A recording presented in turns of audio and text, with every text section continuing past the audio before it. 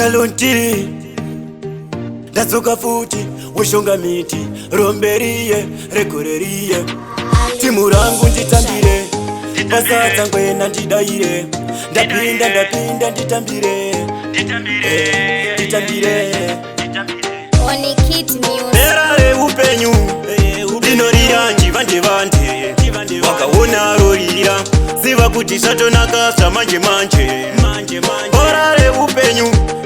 rinokowa njivande vande wakaona rakowa ziva kuti zvatonaka zvamanje manje ungave uri mambo sashora murombo upenyu mufambo tiri pamutambo mwari ndiye mambo nhasi nenikani ndaropafadza inini ndisazvitutumadza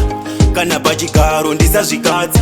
mwari ndivo chete vanoropafadza votiparadza ndisazvikudza inini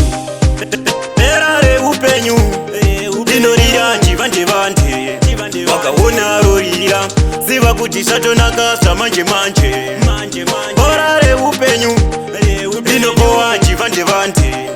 wakaona rakowa ziva kuti zvatonaka zvamanje manje takanga ndiri mugwenga ndichidya zvekunonga vachiti ndinopenga vamwe vachindivenga vamwe ndivo vari kundibingisa vamwe ndivo vari kunditongesa zita rangu vari kuriipisa hanzi pane akamurombesa havasive mwari vanoshamisa havadi kundiona ndichidadisa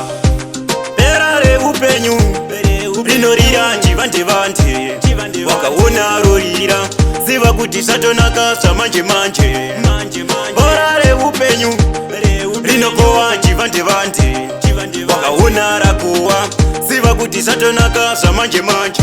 tiri kutomhanya pfuura sikuta vamwe ndovabudisa dikita ende havafe vapukuta tini riri kubvisa vane nyota vamwe ndivo vari kupopota vamwe ndivo vari kunyunyuta mwari vane mwenje vanhu vane shanje asi ndini ndiri kupisa zvamanje manje bhera reupenyu rinorira njivande vande wakaona rorira ziva kuti zvatonaka zvamanje manje bhora reupenyu